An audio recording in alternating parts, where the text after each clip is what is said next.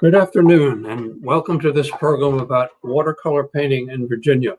I'm Bill Rasmussen. I'm Senior Curator and Laura M. Robbins Curator of Art at the Virginia Museum of History and Culture. And this talk is tied to and inspired by the Virginia Watercolor Society exhibition that is currently on view and in our galleries, and that I hope you will come and visit and see the actual works. This is their 41st annual exhibition. The Watercolor Society was founded in Roanoke in 1979. Its purpose is to foster interest in watercolor painting and to give watercolor artists an opportunity to exhibit. And it's been a very successful group because the show that's on view right now has 80 works that were selected from 500 that were submitted. So there are hundreds of members of the Watercolor Society. And for any of us who are tired of being told by the New York art world for the last half century that only abstract art is worth looking at, this is very refreshing because there are a number of artists who have God-given talent to paint, and they're finding an avenue by pursuing the watercolor. And watercolor is it's a medium in which pigments are placed within, they're suspended in water, and it's put on usually paper. And what happens is that the light can go through the paint and come back, and so they're luminous and it's transparent, and it's a beautiful medium in which to work. We have a collection at the Virginia Museum of History and Culture that consists of 600 watercolors from the past 300 years.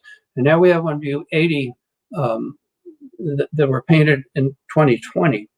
And it seemed like an interesting subject to pursue, and that we could compare what subjects were of interest to artists in the past with what subjects are of interest to them today. So I suppose one of the first question that arises is, why is the Virginia Museum of History, Culture and Culture hosting a watercolor exhibition? Well, the answer is in our name. Culture. Culture is defined as the customs, arts, social institutions, achievements of people, basically the interests and tastes of the people. And we collect painstakingly paintings from the past 300 years that tell us about people's interests then. And all of a sudden we have here with 80 paintings from 2020 that show us what people are interested in. And you remember every artist starts with either a blank canvas or in this case a blank sheet of paper. And the artist, he or she can do anything they want. He or she can pick any subject. And the subject that is picked tells us about taste at the time. So I want to start by showing you what some of the first artists did. And we'll find some similarities and then later some differences that I think are rather interesting. So, and we'll look at categories. We'll look at how artists always and still are interested in birds and animals and plants and flowers and trees, and then so they've always been interested in the land. They've always been interested in the people who are on the land. They've always been interested in what the people on that land are doing. So I wish we owned the two examples you're looking at right now, but at least we own books of the period that published these. So on the left is Mark Catesby's depiction of a woodpecker. And he spent some time in Virginia, although more time in Carolina, and he published in London in 1754 a book that included this image and many more like it. And then 100 years later, John James Audubon paints a number of stunning images. This one's the American white pelican, and this was his Birds of America, published in 1842.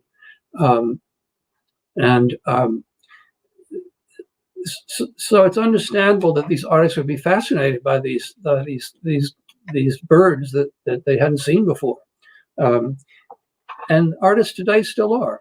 So here, as you can see, is a painting of a snake bird in waiting by Sally Guine, And I'll apologize at this moment if I mispronounce some of the artists' names, because that's probably inevitable since these names are new to me. And it's just as interesting and just as stunning as the works of Catesby and Audubon.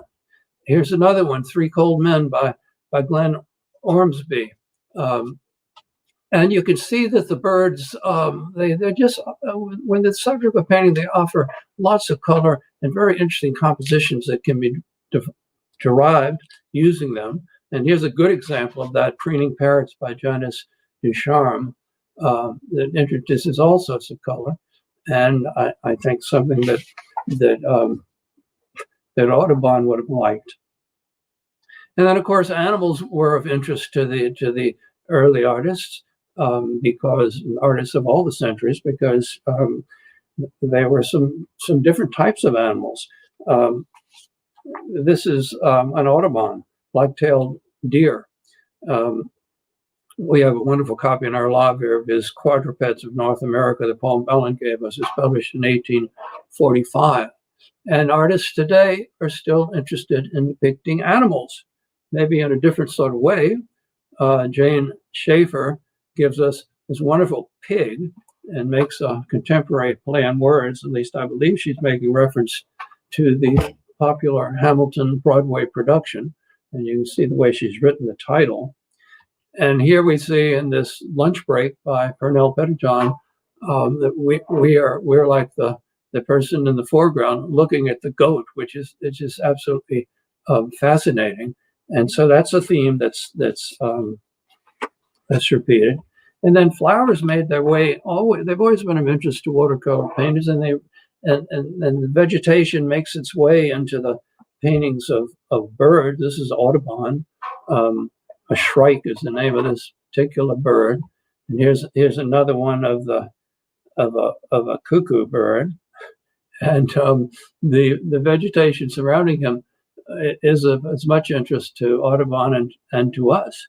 And we find artists today doing marvelous depictions of flowers. Linda Pittman, this one, as you see, Blue Light Special, is a stunning image. You can see what I was talking about with the fact that these images glow. The light just seems to come out of it. And that's a beauty that's possible with watercolor. Here's another one, Sensuality by Terry Enstrom. It certainly reminds a lot of us of Georgia O'Keeffe's works of this type, which have always been well, since for the last 100 years have been of interest. And it's good to see artists are continuing that type of work. Joan Smith did this one of peonies, and sort of leads us into the fact that it's not only flowers that are interesting for artists to look at and paint, but it's still lifes. And so we move very quickly from that to this marvelous still life by Chris Krapinski, entitled Red, which reminds us that it's a still life. He's fascinated with optics. It's like the Dutch in the 17th century. And you see he's from Maysville, Ohio. I suppose I should explain that you were allowed to remain a member of the Virginia Watercolor Society if you've been in juried shows for a certain number of years. And you can see why this artist has a record like that, because it's a stunning image. And another still life and another fascination with optics. Nancy Foley's Ladies' Luncheon. You see not only the detail of the glasses, but the fascination with imagery that reflects from the glasses. That's of particular interest to a number of the artists. Or there can be almost anything could be depicted and in detail, and it's a visual interest. Don Whitson's 8-Ball, and here we move from to the ordinary. Gail Hicks, McKay's Potting Shed. There's beauty to be found in the simplest of objects. James Jones shows us the same thing, just the shapes of a bucket. It's almost like an abstract work in that we're led around by the lines that repeat one another, and the circular lines and the angles. It makes even the ordinary very interesting to look at. And it's certainly fascinating to look at a shining detail like this by Elizabeth Costello King of entitled Vintage Flight. Another one, I saw the figure 520 in gold by Janet Martinet, I apologize. It's one of those probably. It reminds of a famous painting by Charles Demuth of 100 years ago. I saw the figure 5 referring to a fire engine going by rapidly. And then this epitomizes the interest in reflections. Cool Bean, Alexandra Butts, that shows a fascination with the reflection in this large piece of sculpture that's bronze and shiny and it's almost like glass. And here we see carried to this fascination with reflections, carried to a logical point. San Miguel Reflections, Margita Haunt. I hope I got that right. And it's just fascinating to look at. So what are we looking at? We're looking at windows, and we're looking at what's reflected in the windows. We're looking at light, and we're looking at a composition that's interesting for all sorts of reasons, with these straight lines and parallel, and the curving lines of the vegetation. So it's an image that's alive for a lot of reasons, because it glows since it's a watercolor done well. So we move now to another topic, the landscapes. And of course, they've always been of interest to artists, because they've come to a new country and they want to see what the land looks like and what's happening on the land. So these are two in our collection of views of Richmond. One done in 1822, and one on the left is 1819, one on the left is 1822. So about the same time, by the same vantage point, showing the new Capitol building of Jefferson's Capitol has been built on the hill, and the city is growing around it. And we'll see artists come back to Richmond and see it in very different ways. These are by an English artist named Lefebvre Cranston, who painted right on the eve of the Civil War, about 1860. He travels throughout Virginia, he goes on to Australia. He's a very gifted artist that is not very well known, because neither England nor America nor Australia has really claimed him, because he sort of divided his work between all those different places. But so here we see on the left Jefferson's Capitol on the hill, similar to what we were looking at. And here's a view looking from the east end of town up towards the Capitol on the west end. And here he is, different views looking on the left, looking east, and on the right, looking west. And I'm fascinated with the city around Richmond. Here's a view he did of an area around Yorktown. And he's a very talented artist who knows how to work the medium well. And you can understand that an artist who's traveling all over the place is going to want to work with watercolor, because it's a lot easier than carrying oils and huge canvases around everywhere. He can carry a smaller load of materials with him. And then, of course, artists at the time were fascinated by the landmarks that Thomas Jefferson said it's worth a voyage across the nation to see the natural ridge and to see Harper's Ferry. So these are both watercolors. And the one on the left is in Thomas Harmon Wilkinson, and it's done in the mid-19th century. He was a Canadian artist, so he followed Jefferson's advice. And Augustus Coldner paints Harper's Ferry on the right, although I think he's depicting he missed the point that Jefferson said, which was to go look at the river as it crashes through Harper's Ferry. If we move into the 20th century, we have this delightful collection of 15 or 20 watercolors by Pierre or Dora. He's working from about 1950 on into the second half of the 20th century. He is an incredibly gifted artist, titled Red Barns Jump Mountain. He was a Spaniard who went to Paris around 1915. He was right in the thick of the modernist movement, and he learned all what the modernist painters, the advantages of what they were doing, where they were simplifying the details of their paintings and introducing vibrant color and vibrant depictions of space.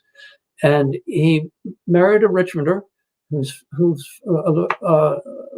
the Blair family, and they had a family home in Rockbridge Baths near Lexington, and that's where they went to live right at the outbreak of World War II. And he painted the land around it. And here's some more.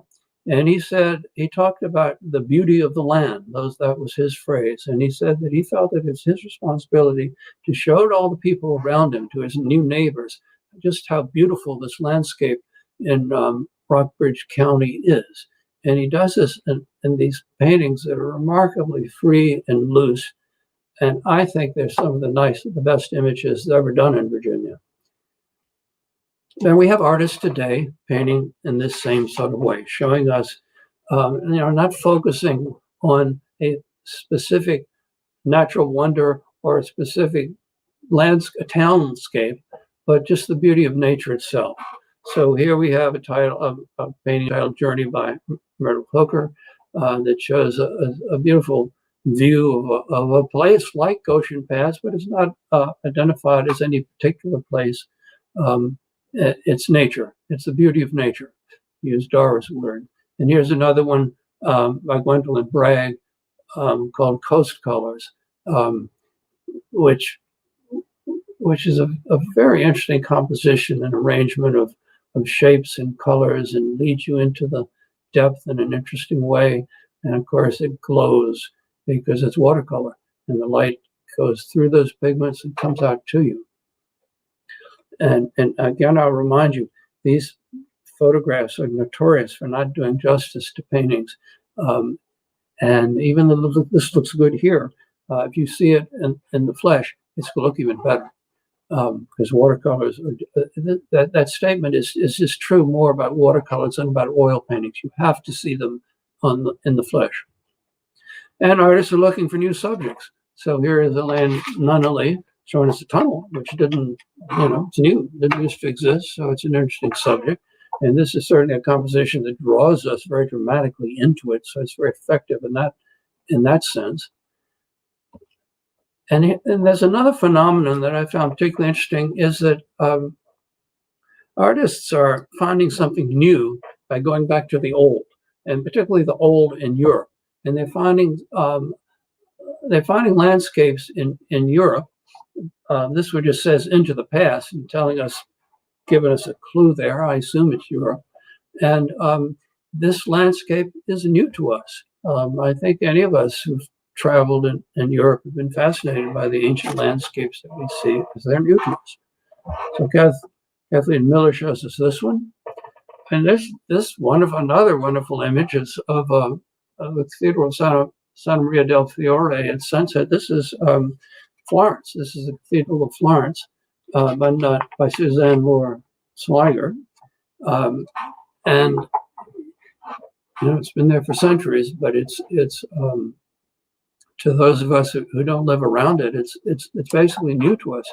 And this artist is able to show it to us and make us appreciate the incredible details in that architecture, and how all those details work together into a whole. It's a stunning accomplishment of architecture. And here we even going to Melbourne, to Australia. So I guess I can say somebody is following in the tradition of artists Lefebvre Cranstone coming to Virginia and then going to Australia and showing us Chinatown in Melbourne, Tammy Wiedenhofer. And a cityscape doesn't have to be abroad, and I don't even know where this is. It's Texas Tavern Bound by Kevin Deck and Mono. And he shows us that there's beauty. Even when you take almost a snapshot segment of a cityscape, you can find beauty in it. So there's a lot in this image that appeals. I mean, it draws you far into the distance with that luminous sky in the background, the clouds, and that there's all sorts of detail in the foreground to interest our eyes. And it's not that different. This sort of painting's been done before. Here's a painting from the 1840s in Petersburg called View of Churchill, Petersburg, done by a member of the Simpson family. And We don't know which one, but it's not that different from what we're just looking at there. An interest in the cityscape around you. So now we go to people. The first depictions made by anybody, any European in the New World were of the Indians of the Outer Banks of North Carolina. John White accompanied the settlement on Roanoke Island on the Outer Banks, and he left us these marvelous images of Indians because people were fascinated, absolutely fascinated with the Native Americans of the New World. And we have a number of books in which John White's watercolors were reproduced. And if we own the originals that you're looking, this is from the originals, one of the originals in the British Museum in London. If we owned the originals, I think we'd have to up our insurance policy dramatically. But we have period volumes, a number of period volumes of the 1600s and 1700s that reproduce these images by John White. And then we have a lot of miniatures that are really quite stunning of early Virginians. We don't know who the artist was. This is Benjamin Harrison of Berkeley Plantation. He was a signer of the Declaration of Independence. It's a tiny little miniature, 2 or 3 inches tall. It could be worn around one's neck. And this we at this institution have often depicted this painting. This is one of the most handsome portraits we own, and it's a miniature. And we have, these are both by Charles Willson Peale, one of the greatest artists in America at the time of the Revolution, both miniatures. James Innes is the figure on the left, who is obviously a Revolutionary War figure of note. And John Page is the figure on the right, who was a congressman. He later becomes governor of Virginia. They're great portraits because Peale was one that was of that generation of American artists that were great. The same generation as Benjamin West and Thomas Jefferson in architecture, and Charles Willson Peale and John Zealand Copley. They're all born in the same decade in the 40s, and they mature around the time of the Revolution. Here's a famous figure. From the Revolution. We don't know who painted it, but it's Peter Francisco, and he was he became a famous legendary figure of the Revolution because he joined in the fighting at age 16. He was 6'6", and he weighed 260 pounds. And there are all these stories about him taking on multiple British soldiers in hand-to-hand combats. So he became a legendary figure in Virginia. And the only image we have of him is a watercolor, so it's extremely valuable. And here's another image that's quite powerful. Jacob Freimeyer is the artist who also painted, large canvases. This painting of Peter Law is a miniature, and a strong miniature. And these are both by James Peale, who is the brother of Charles Willson Peale. And he obviously was a very talented artist, just like his brother. And these are members of the Wormley family, Maria Carter Wormley and Warner Lewis Wormley, done about around in the early years of the 19th century. And on the left is a miniature of Thomas Jefferson. This is either by John Trumbull or it's by somebody copying John Trumbull. It's that famous image of Jefferson that we've all seen of the signing of the Declaration of Independence, where he's standing amongst the other founding fathers. And that's the image. It's a watercolor. And some of the watercolors are a little bit different. This miniature on the right is of John Randolph of Roanoke, and it's more of a caricature because he was quite a character. And that's a larger one. It's on paper, 8 by 6 inches. It's a different type of watercolor. And this tradition continues as we move into the 19th century. This is by James Longacre of Philadelphia, and the subject is Benjamin Watkins Lee. for which Lee Street in Richmond is named. He was a prominent politician of the period. And this is a stunning image, a beautiful little miniature. So it's only 5 by 7. It's a little bit larger than the other ones, but it's still a miniature. A lot of those miniatures are on ivory. When they get a little bit larger like this, they're on paper. And then these two are members of the Bruce family, Sarah Bruce and Charles Bruce of Stanton Hill in Charlotte County. And these are on ivory. They're done about 1850. And they're absolutely beautiful portraits. So you can see that even the most wealthy patrons who could commission any sort of portrait often turn to watercolor artists. Now we see a very interesting switch today in what artists are doing. They're not depicting the rich and wealthy, they're depicting the people who got left out. So we see something like this painting by David Hogue. Apologize if I mispronounce it. Josie, a child, absolutely charming painting of a little girl who is who engages the viewer in such a way that you're drawn into it. And then we found a number of artists painting African American figures who were just left out in a lot of the other paintings. So this painting is John. It's only identified by the first name of the sitter. Constance de Bordenave painted this. And John obviously has a very expressive face, and it's a powerful image. Here's one of Myrtle, Living on My Own Terms, of a Black musician that is certainly different from the tradition of the past 300 years, and a strong work. Here's another one, Stories to Tell by William Snow. It's almost reminding us that they're faces to show that haven't been shown in the past. It's like this woman has stories to tell.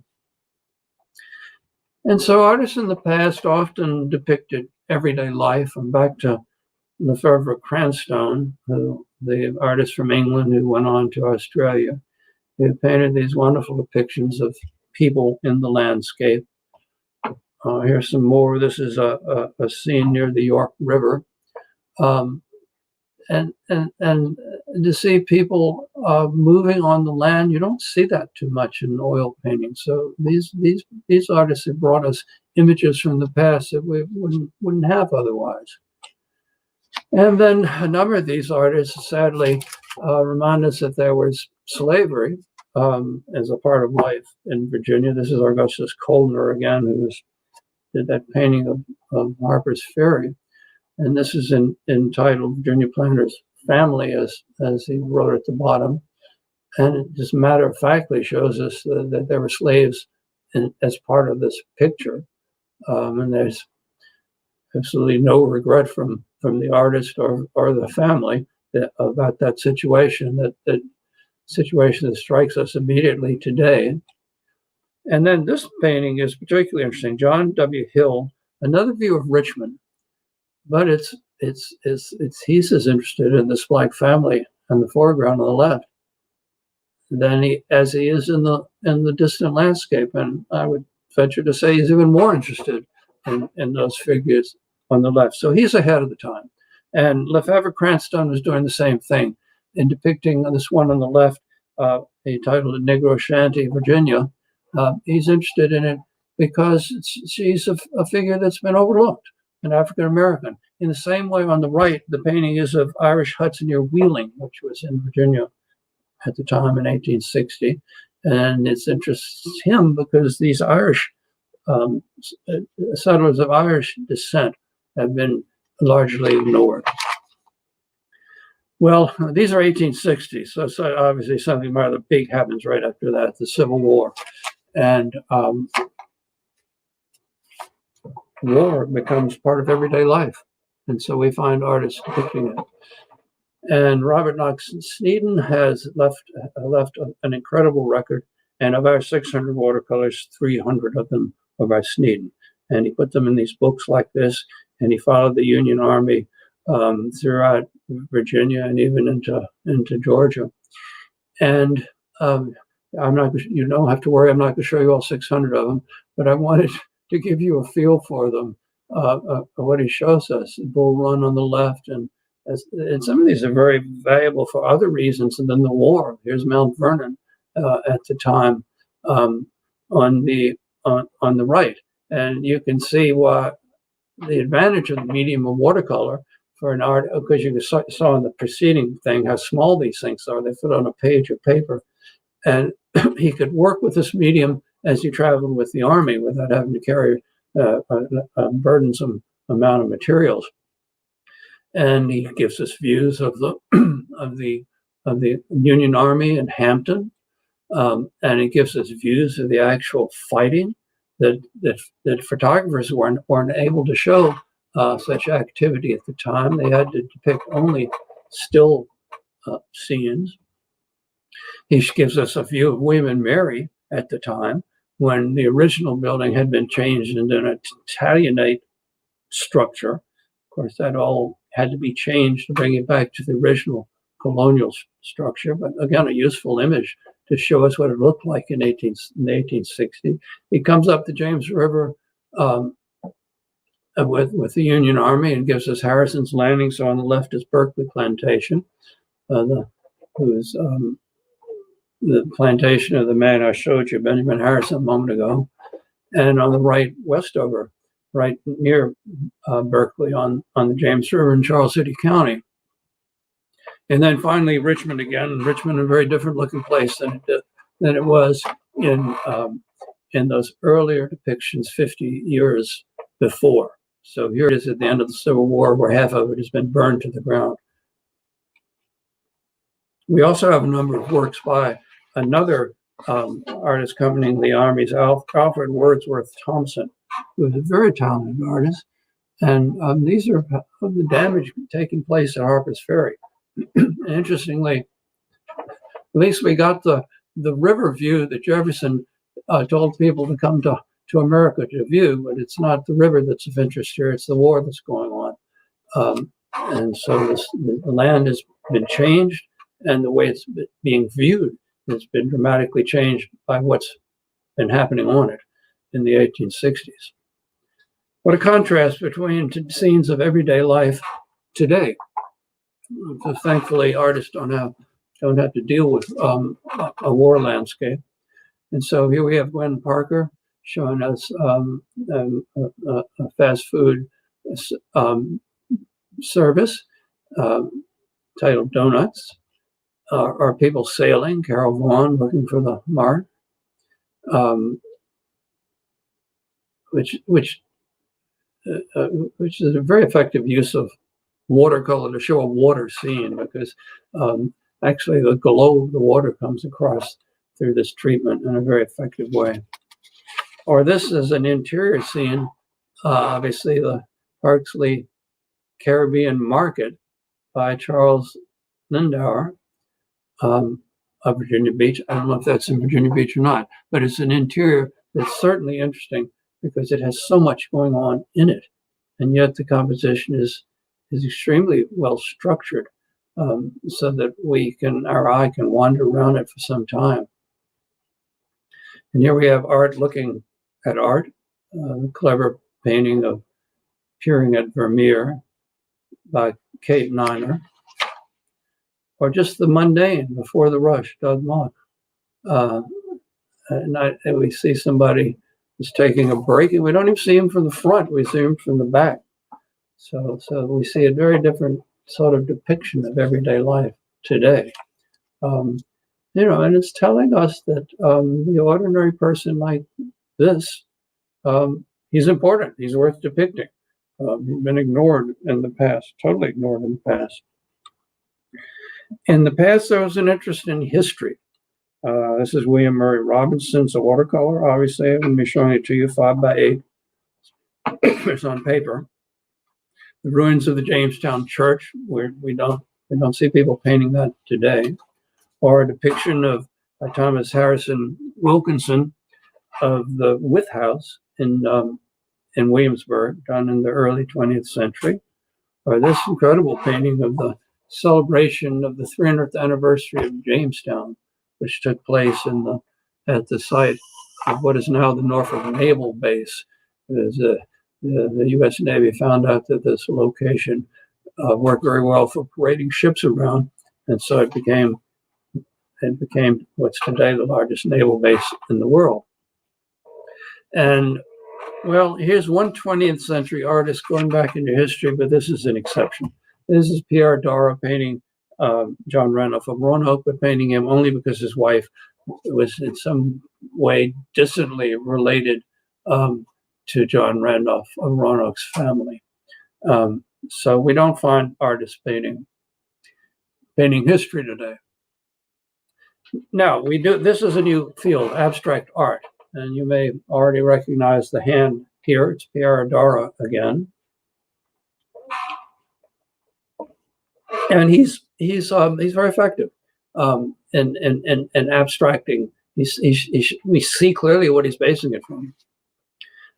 And then this artist, Constance Fisher, Birds of a Feather, we can see what Constance is working from because the birds are very visible there. Splash by Mary Jane Zander. We can see that this is related from some sort of coral in the ocean. It's abstracted. And then this painting, Spindrift, I'm not sure that I could identify anything in nature that has been abstracted to give us that. And when an artist works that way, we use the term non-objective art to show that it's just an arrangement of colors and shapes and forms and so on. And then finally, the last category, I find it an interesting one. It's fantasy. I can't find anything in the past to relate to it. And the closest I can come is one of Lefebvre's grandson's views of the James River that show mood. So why was there no fantasy in the past centuries? Well, we got a clue from this large collection we have of mourning art that are watercolors. You see two examples on the left, the Burtons of Henrico County. And to my surprise, I assumed both of these were mourning a spouse in both of these images, but no, they're mourning parents. The father on the left, and on the right, this is a brooch called Carrington mourning at the tomb of his mother, Margaret. And it says on it, lost the best of mothers. So maybe that's why there isn't the fantasy that suddenly appears today, because life was harder in a lot of ways. At any rate, we find some fascinating images today. I got 5 of them to show you there. Trish Crow, Where's Alice? This is an absolutely engaging work that I think obviously relates to Alice in Wonderland. I think it's hard not to like that. On Her Majesty's, well,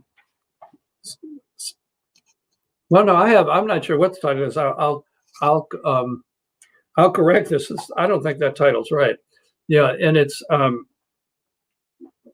the title is Treacherous Journey, I believe. It's certainly an evocative image that sets one to imagining, and it's very engaging that way. This one, Sally Mook, The End, reminds me of carousels and all sorts of things. Fini, The End. That's an engaging, thoughtful one. And this one by Bev Perdue, Whispering Secrets. I had a chance to talk to her a little bit and asked her, am I right to use the word fantasy? She uses the word fantasy. She also talks about these as being intuitive paintings and being whimsical and being unplanned. She works on a plastic surface, which enables her to completely reverse what she's may have laid down as she works out a composition that's intriguing in terms of its content and imaginative, and it's also visually very appealing. And then finally, I'll show you this last image, Heaven's Gate by Susan Stoller, which I think is fascinating because it combines several of the interests today. It's very realistic, as watercolors, for the most part, have always been. There's this attraction to architecture and scenes of Europe that we saw other artists doing. And there's also fantasy, because this really isn't Heaven's Gate. And I can't even tell whether it's inside or outside of a building, but it reminds me of a structure in Italy like St. Peter's, and there are doves flying around. So it's got an element of fantasy to it as well. So those are all the images that I wanted to show you, and we're going to let you have a chance to make some comments or ask questions. But I wanted to thank you for tuning into this latest edition of our Curators at Work program, and to remind you that we are a private nonprofit organization. We rely on donations and support from our members. And so if you're a member watching, thank you. If you're not a member, we think you're missing out. And we can offer you a host of other member benefits, and or you can join by going to virginiahistory.org/join. If you'd like to make a donation, you can go to virginiahistory.org/give. And my last message to you is, please come visit the show. I promise you, you will be rewarded with it. These paintings look really stunning on what you and I have been looking at on the screen, but they're better. They're better in person, and we're open to the public. So we have some questions. So Bill, it doesn't look like we had many questions so far. We've got a comment from a viewer who enjoyed your selections. But we'll give people, another few seconds to see if they have any questions. And if not, people can always submit them and we can answer them on Facebook later. Well, the comment about what people are going to respond to, there is an award that is offered, and there's an opportunity to vote on it for best in the show. And there's a financial reward of several $100s, I forget what, to whatever work in the show is voted the best. It's the People's Choice, the People's Choice Award. And so I wouldn't want to bet on it. Right? Who knows what it's going to be? But if you come to the show, you'll have a chance to vote and respond to which one interests you the most. Well, Bill, I think that we are good. People don't have a whole lot of questions. I think everybody's just online getting their tickets to come see the show. All right, very good. And thank you for viewing. And please do come to the show, see the show.